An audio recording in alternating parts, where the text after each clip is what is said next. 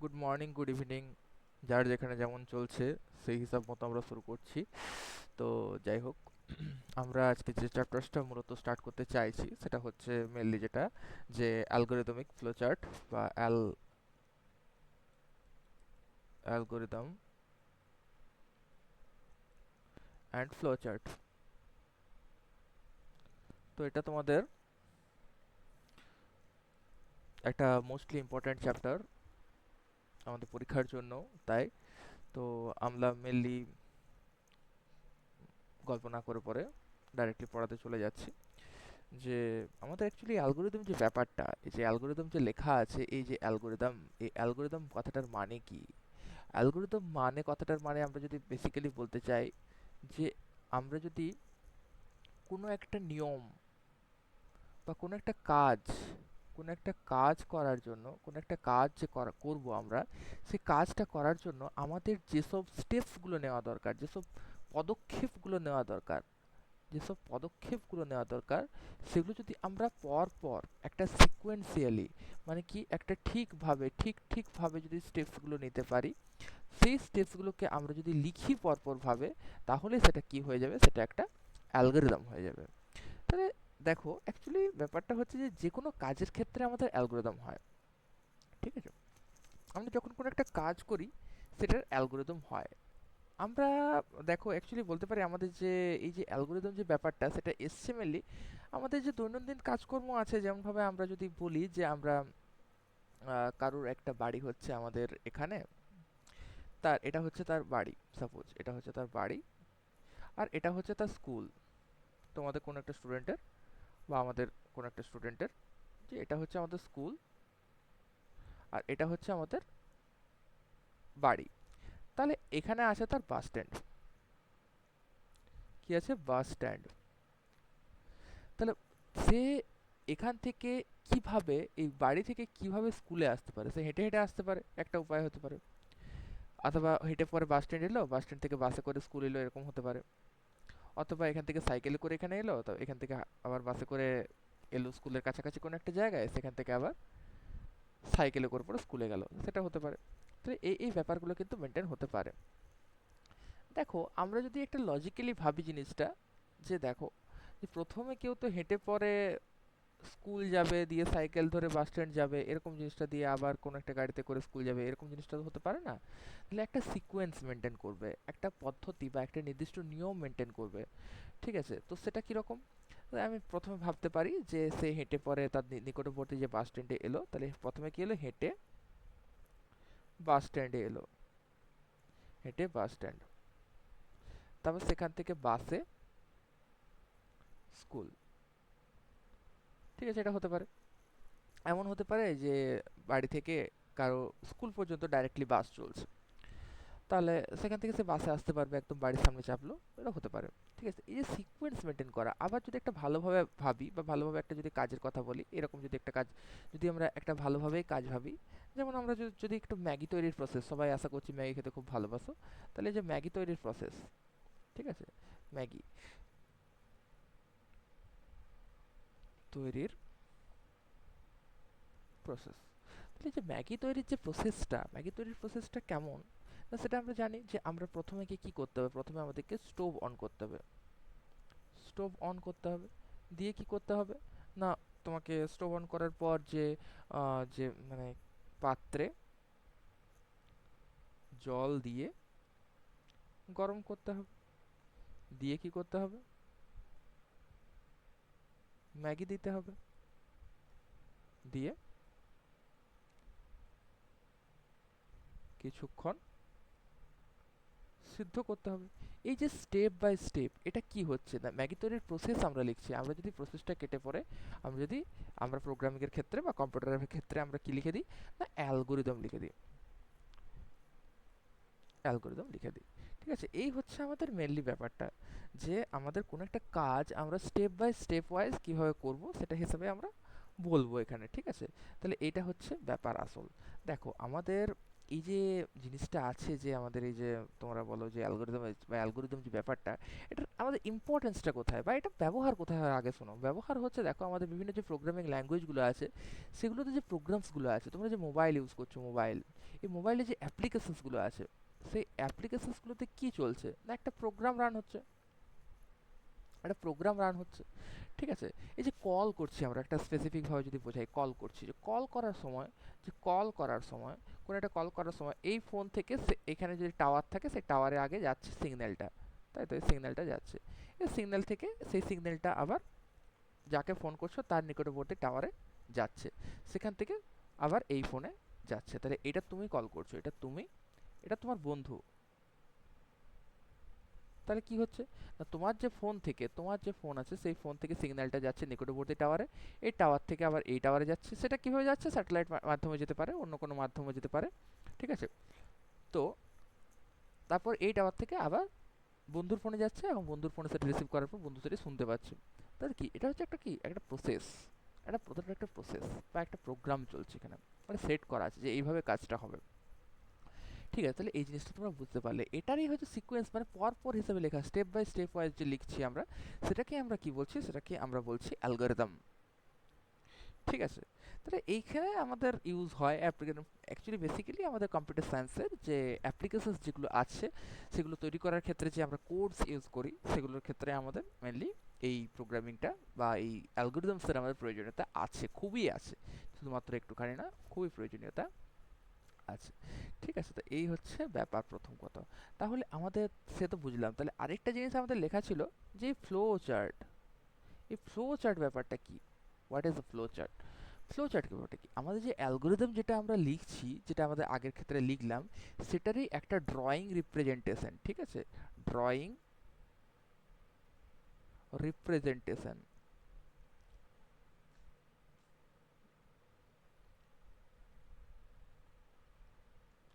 Drawing রিপ্রেজেন্টেশনটাকে কি বলা হচ্ছে না? ফ্লো চার্ট বলা হচ্ছে।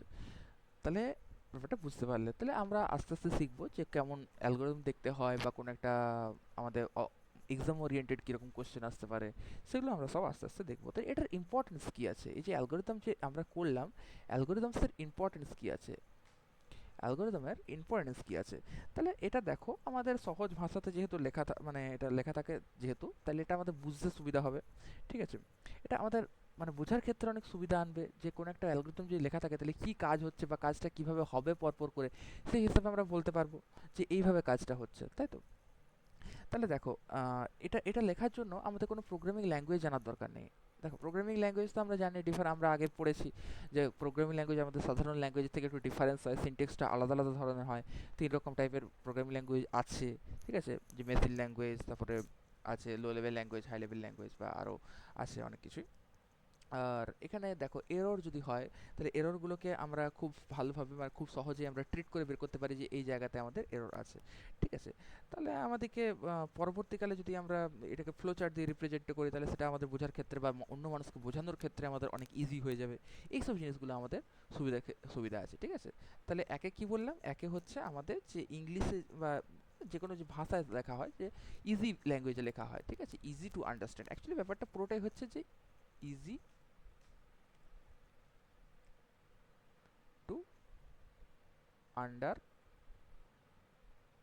আন্ডারস্ট্যান্ড। সেকেন্ডলি হচ্ছে যে ব্যাপারটা হচ্ছে যে খুব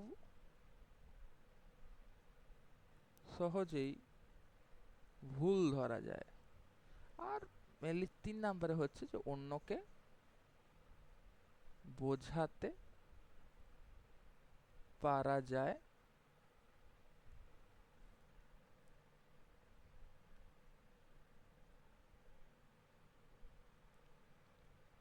পারা যায় সহজে। এই হচ্ছে ব্যাপার। তাহলে দেখো, এখন মেনলি আমরা দেখব যে আমরা কিভাবে অ্যালগরিদম লিখব। ঠিক আছে? অ্যালগরিদম লেখার জন্য আমাদের যেসব স্টেপ এই জিনিসগুলো লাগবে, না অ্যালগরিদম কিভাবে লিখব, অ্যালগো আমরা কিভাবে লিখব? অ্যালগোর প্রথম কথাই হচ্ছে যে আমাদেরকে প্রথমে লিখতে হবে কি না, স্টার্ট লিখতে হবে। কি লিখতে হবে? স্টার্ট লিখতে হবে। প্রত্যেকটা অ্যালগরিদমের আমরা প্রথমে কি লিখব? প্রথমে আমরা লিখব স্টার্ট।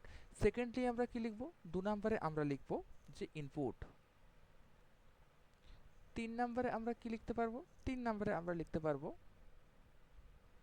প্রসেস। 4 নম্বরে আমরা কি লিখব? 4 নম্বরে আমরা লিখব যে প্রসেস হওয়ার পর কি পাই আমরা? আউটপুট পাই। এবং প্রত্যেকটা প্রোগ্রামে যেরকম আমরা স্টার্ট লিখেছিলাম, প্রত্যেকটা প্রোগ্রামে আমাদের যে এন্ড লেখাটা বা শেষ হয়ে যাচ্ছে সেটা বোঝানোটা আমাদের বাধ্যতামূলক। তাহলে স্টার্ট মানে কি বোঝাচ্ছে? যে প্রোগ্রামটা শুরু হচ্ছে, তাই তো? যে আমাদের যে প্রোগ্রামটা হচ্ছে, যে অ্যালগরিদমটা হচ্ছে সেটা শুরু হচ্ছে। ইনপুট মানে কি? আমাদের যা প্রোগ্রামটা করার জন্য, প্রোগ্রামটা যে করার জন্য বা প্রোগ্রাম যে আমাদের অ্যালগরিদমটা আমরা জিসে নিয়ে আমরা অ্যালগরিদম যে কাজটা আমরা করছি সেই কাজটা করার জন্য আমাদের যা রিকোয়ারমেন্টস আছে, যা আমাদের দরকার আছে, সেগুলো আমাদের ইনপুটসে আমাদের লিখতে হবে। সেগুলো আমি পরে বলবো, মানে বেসিক্যালি এক্সাম্পলস দিলে বেটার বুঝতে পারবে। কোনো একটা কাজ করার জন্য তোমার কী দরকার? তোমাকে যদি বলা হয় যে একটা চা তৈরি করতে বলা হয়, তাহলে তোমাদের কী দরকার? না, চা দরকার। প্রথমত যে চায়ের যে মানে জল দরকার, চা দরকার, তাই তো? ক্যাটলি দরকার, গ্যাস দরকার, এইসব জিনিসগুলো দরকার। তাহলে প্রসেস, কি প্রসেস? না, ভিতরে কি হবে, ভিতরে জিনিসটা কি হবে, কাজটার ভিতরে কিভাবে কাজটা হবে সেটা আমাদেরকে কম্পিউটারকে বলতে হবে, বা সেটা কিভাবে হচ্ছে সেটা আমাকে বোঝাতে হবে। আউটপুট না, দেখো প্রসেসটা হওয়ার পর আমরা যে জিনিসটা বাইরে পাবো সেটা হয়ে যাবে আমাদের আউটপুট। আর লাস্টে আমাদের এন্ড লিখে পরে তো অবশ্যই বোঝাতে হবে। এই হচ্ছে ব্যাপার। তাহলে নেক্সট আমরা বলতে পারি অ্যালগরিদম হলো, অ্যালগরিদম কিভাবে লেখা হয় সেটা বুঝলাম। ঠিক আছে, আমরা আজকে খুব বেশি বড় ভিডিওটা করব না। ঠিক আছে, আমরা আজকে একটা এক্সাম্পলস দেখি যে কীরকমভাবে অ্যালগরিদম লিখে। ঠিক আছে, দেখো আমাদের বই যদি তোমরা দেখো, তোমাদের বই তো আছে, তাহলে যদি তোমরা দেখো বা আমি লিখছি সেটা দেখলেও অন্যরা বুঝতে পারে, যাদের কাছে বই নেই তারাও বুঝতে পারবে। যে দেখো, কোনো সংখ্যার যোগ বা বিয়োগ করার অ্যালগোরিদম। তাহলে এটা কি হবে? কোনো একটা সংখ্যার যোগ বা বিয়োগ করার জন্য অ্যালগোরিদমটা কি হবে? ঠিক আছে, সেটা আমরা লিখতে চাইছি। ঠিক আছে, তাহলে এটা কি লিখবো বলো? বা কীরকমভাবে আমাদের লিখতে পারবো? তাহলে ফার্স্ট হচ্ছে কি, আমাদেরকে স্টার্ট করতে হবে। তাহলে স্টার্টে কি করব? না, স্টার্টে আমরা লিখতে পারবো যে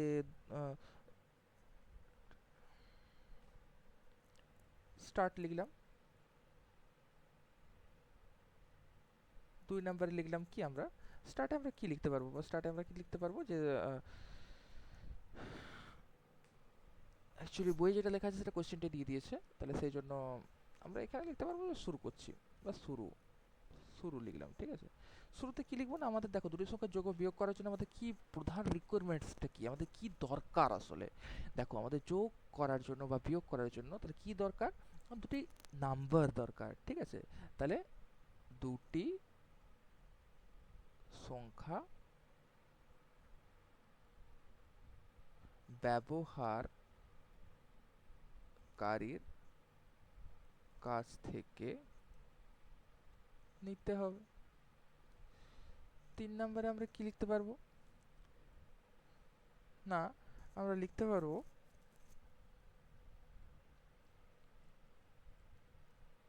সংখ্যা দুটির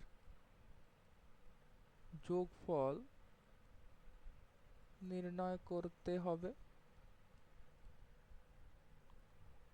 বা বিয়োগ করার ক্ষেত্রে আমরা লিখতে পারবো যে সংখ্যা দুটির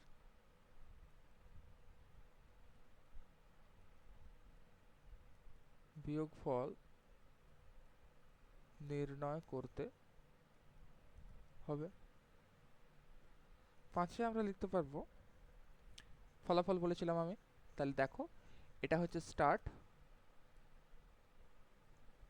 এটা হচ্ছে আমাদের স্টার্ট, এটা হচ্ছে আমাদের ইনপুট, এই দুটো হচ্ছে আমাদের প্রসেস, আর এখানে যেটা লিখছি আমরা সেটা হচ্ছে আউটপুট, মানে যেটা ফলাফলটা, তাহলে সেটা ফলাফল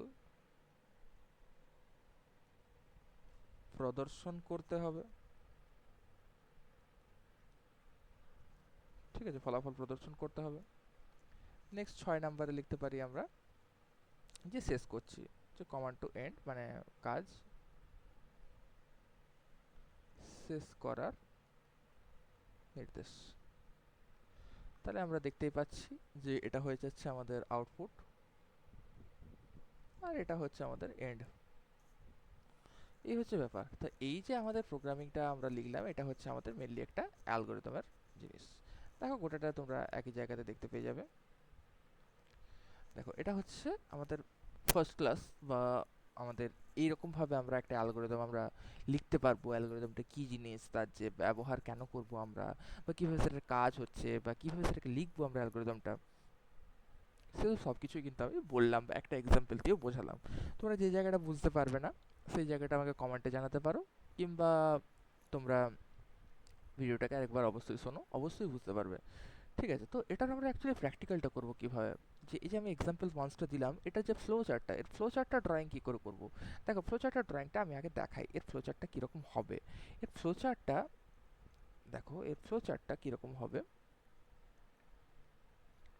দেখো আমাদের অ্যাকচুয়ালি বেসিক্যালি আমাদেরকে দেখতে হবে যেটা, যে আমাদের ফ্লো চার্ট যখন আমরা করব, তো ফ্লো চার্টের জন্য কিছু কিছু আমাদের সিম্বলস মেনটেন করতে হয়। ঠিক আছে, যে ফ্লো চার্টটা যখন করব তার জন্য কিছু কিছু সিম্বলস আমাদেরকে মেনটেন করতে হয়। ঠিক আছে, ফ্লো চার্টের জন্য ফ্লো চার্ট,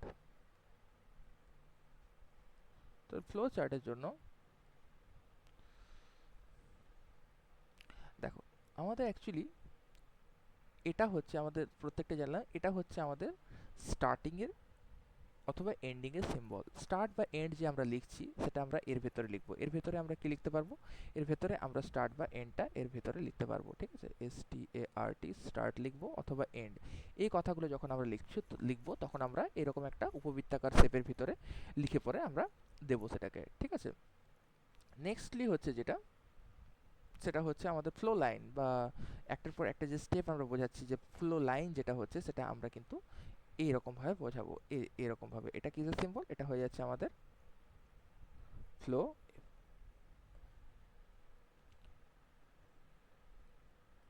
ফ্লো লাইনের সিম্বল।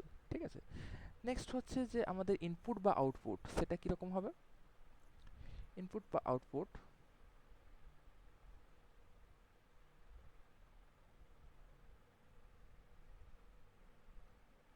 দেখো এটা হচ্ছে মেনলি আমাদের ইনপুট বা আউটপুটের। ঠিক আছে, ইনপুট বা আউটপুট হচ্ছে প্যারালেলোগ্রাম বা সামান্তরিকের মতো দেখতে হবে। ঠিক আছে, এটা হচ্ছে ইনপুট বা আউটপুট, যেখানে আমরা লিখছি সেগুলো আমরা এর ভিতরে লিখবো। ঠিক আছে, এরপরে যেটা হচ্ছে সেটা হচ্ছে এরকম প্রসেস। প্রসেস যেখানে আমরা করছি সেটা আমরা আয়তক্ষেত্রের ভিতরে লিখে দেখাবো। আর এই যে এইরকম একটা সিম্বল আমরা পড়বো পরে, যেখানে আমাদের কন্ডিশন, এটা হচ্ছে মেনলি কন্ডিশন, মানে ইফ, যদি যদি এরকম হয় তাহলে এরকম হবে, যদি এরকম না হয় তাহলে এরকম হবে না, বা যদি এরকম না হয় তাহলে এরকম হবে। এরকম কথাগুলো যখন ইউজ করব, এর অ্যাকচুয়ালি দুটো পার্ট থাকে, এইদিকে থাকে ইয়েস, যদি ইফ ইয়েস হয় তাহলে একটা জিনিস, আর যদি নো হয় তাহলে এদিক থেকে একটা, এরকম দুটো ফিংড়ি বেরোয়। ঠিক আছে, ইয়েসের জন্য একটা স্টেটমেন্ট পাবো আমরা পরবর্তীকালে, নো এর জন্য একটা স্টেটমেন্ট পাবো, সেটা পরবর্তীকালে যখন এক্সাম্পলসে পড়বে তখন তোমরা বেটার বুঝতে পারবে। ঠিক আছে, আপাতত আমি আগে যেটা এঁকেছি, আগে যেটা অ্যালগোরিদমটা লিখলাম, যে দুটি সংখ্যা যোগ করার জন্য অ্যালগোরিদমটা, তার ফ্লোচার্টটা কীরকম হবে। ঠিক আছে, যে দুটি সংখ্যার যোগের ফ্লোচার্ট। ঠিক আছে, তা দুটি সংখ্যার যোগের ফ্লোচার্ট, তাহলে আমাদেরকে দেখো স্টার্ট, আমি বলেছিলাম START স্টার্ট, এটা এরকম হবে। স্টার্টের পর কী দিতে হবে, ইনপুট, দুটো নাম্বার নেব, সিম্বল হিসাবে নেব A আর B, এই দুটো হচ্ছে আমার নাম্বার, এই দুটো নাম্বার নিয়ে নিলাম আমি। ঠিক আছে, নাম্বার নিয়ে নিলাম। দেখো ফ্লো লাইনটা আঁকছি কেমনভাবে, বুঝতে পেরেছো, এই যে ফ্লো লাইন। এরপরে এখানে এটা কি হবে, প্রসেস হবে এখানে। প্রসেসের জন্য আমরা কি বললাম, রেক্টেঙ্গেল বা আয়তক্ষেত্র। প্রসেস কি হবে, সাম, বা আমরা সাবস্ট্রাক্ট লিখতে পারি, প্রোডাক্টও লিখতে পারি। দুটো সংখ্যার আমি যোগের লিখছি, তাহলে যেরকম হিসাবে থাকবে সেই তোমরা সেরকম লিখবে।